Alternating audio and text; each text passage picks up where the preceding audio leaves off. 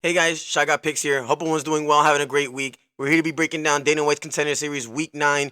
We're going to be going over every single fight on the card, the best bets, what fights we should avoid, round props, as well as any possible parlays. We're on absolute fire. 4 cards out of 4 cards in a row. We're in absolute profit. We're absolutely dominating Dana White's Contender Series, and I can't wait to continue that. Let's get right into it. For the first fight in the card, we got Sean Gauci versus Anthony Drilich. Gauci's 9-1, 5-0 in his last 5 fights. Opens up as a -170 favorite, 28 years old. Meanwhile, Drilich is 8-1, 5-0 in his last 5 fights. Opens up as a +155 dog, 30 years old. 5'5", 65-inch reach.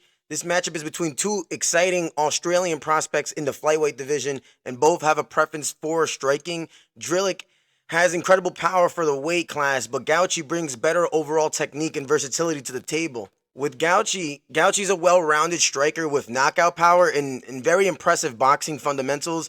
He has very fast hands and solid counters, which could help him avoid Drilich's one-punch knockout power. His wrestling is also very much improved, and he is strong enough to chain wrestle and control opponents on the mat if that is needed. With Drilich, throws that one knockout power kind of blow, relying almost entirely on his left hand for knockouts. His power is very frightening, but he tends to be very low in volume, and if he can't land that big shot, he struggles to impose his game. His wrestling is functional, but not really a threat against a more technically sound opponent like Gauci. Gauci's technical striking and wrestling should allow him to control the fight and avoid getting caught with Drilich's power, especially because Drilich could really knock him out here. It really comes down to Gauci taking him down. He needs to be more technical and make sure that he avoids those big shots.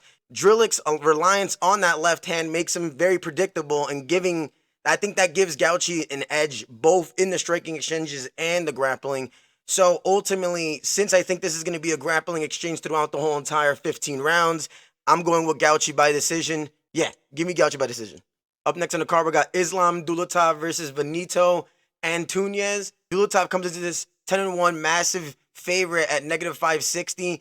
Meanwhile, Antunes is 16-6, 4-1 in his last 5 fights, and a massive underdog at +400. This fight very much seems like a setup fight for Dulatov, to get his highlight reel finish, in my opinion. While there are some concerns about Dulatov's overall skill set, particularly his defense and his cardio, Antunes appears to be a very low level opponent for him, who I don't think will pose any threat towards him outside of his power punches, really. Dulatov is an aggressive fighter with a dangerous striking game, particularly in his boxing and jab. He likes to overwhelm opponents early, but he tends to get reckless and can leave openings when he goes in for the kill.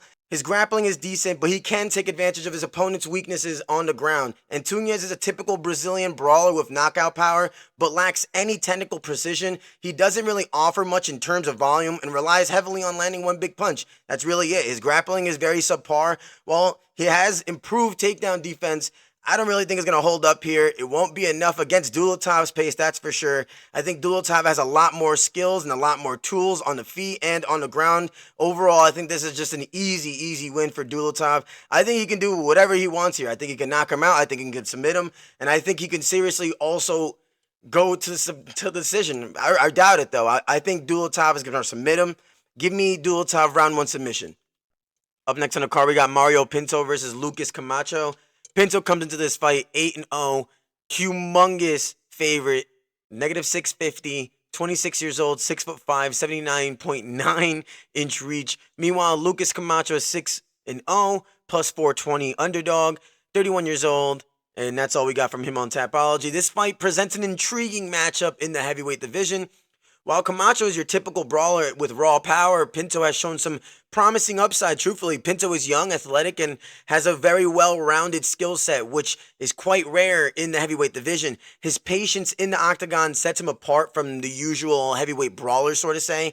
Pinto is a massive heavyweight who uses his range very well and mixes in the striking techniques like sharp jabs, heavy leg kicks. His technical approach combined with his power makes him very dangerous, but he doesn't rush for finishes, preferring to break down opponents methodically. He also has a wrestling advantage that can control the fight if needed be. Camacho is a wild striker with very awkward and looping type of punches. His knockout power is his main weapon, really, but his technique is extremely sloppy, and he's been hurt in previous fights. He doesn't check kicks whatsoever either, which is one of my major concerns with him, and struggles with movement which plays into a lot of Pinto's strengths here. You know, he has a lot of advantages here, and that should allow him to outpoint Camacho. His wrestling is definitely an edge here that provides him a little bit of a safety net as well if it does get a little bit chaotic on the feet, because at the end of the day, these are, you know, they are heavyweights. But ultimately, I think this is an easy win for Pinto as well. Very chalky card, and you know, for this week, but we got to go with Pinto. I got him going with a late round finish. I'd say maybe 2. I'm going with 3. Pinto round 3 knockout. Up next on the card, we got Cody Steele versus Chasen Blair. Cody Steele comes into this 6-0, 5-0 in his last 5 fights, of course. Negative 240 favorite, 29 years old, 5'9". Meanwhile, Blair 6-2, 4-1 in his last 5 fights, plus 190 underdog, and he's 5'10". You know, this is back when I believe Cody Steele was supposed to fight in week 6. I was really excited to see that, but turns out that his opponent literally gave up. He quit. He's like, you know what? I don't really want to do this. I guess the nerves got to him.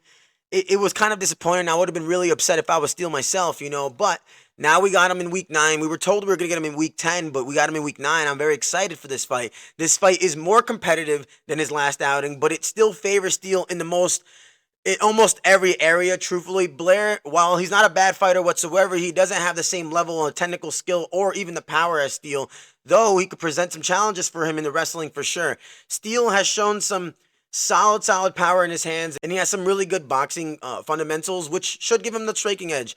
While his grappling is pretty solid, his control isn't the best, and he definitely can be taken down, though he tends to really recover really well, gets up on his feet. Steele's power and striking IQ make him a threat to finish basically any fight and at any moment, truthfully. This guy's really powerful. Blair is a former Division 1 wrestler from UNC, but his overall MMA game is very much still developing. It's still in progress. So basically, very much expect this guy to be wrestling Steele here. So Steele's going to have to really show us his takedown defense and just keep this fight on the feet. Blair's wrestling will allow him to score takedowns. That's really the thing here. But his submission game is not polished, and it's not enough a threat to keep.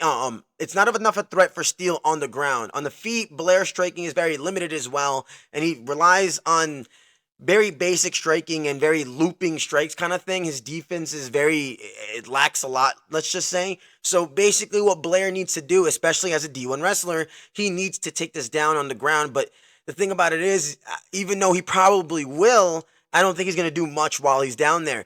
Steele's striking and power should definitely give him the upper hand on this fight, especially because every round starts on the feet, of course. While Blair may have a lot of success with the takedowns, especially early, I think Steele's ability to stay calm and find some openings, I think that'll lead him to get a knockout here. I see Steele's going to get a knockout pretty late as well. I figure the over 1.5 rounds is a pretty good bet here. So I'm going to go with probably round 3 knockout as well. If not, probably decision. I figure he's knocking him out, though, for sure. So give me round 3, Steele knockout. For the last fight in the card, we got Artem Vakhitov versus Islem Masraf. Vakhitov is 2-1. Negative 600 favorite, 33 years old, 6'1", 74.4-inch reach. Meanwhile, Masraf is 3-0 with a plus 380 underdog, 6'0". Both these guys have 3 fights under professional careers. This fight is clearly designed to showcase Vakhitov's elite boxing skills and set him up for bigger opportunities in the UFC. Masraf is an inexperienced fighter with a padded record, and Vakhitov, despite his lack of MMA experience, should have no problem finishing Masraf here.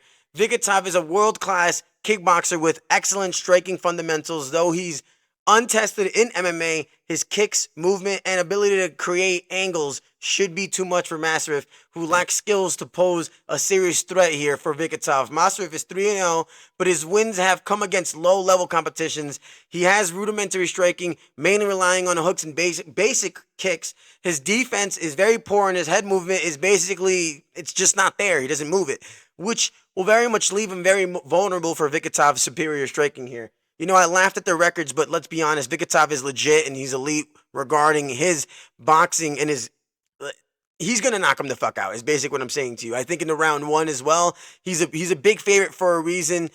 Vikhitov striking is on another level here, especially against someone like Masraf, who just doesn't possess the same experience nor the skill set to be able to challenge Vakhitov here. This should be a very, very, very, very, very straightforward win for an elite kickboxer like Vakhitov.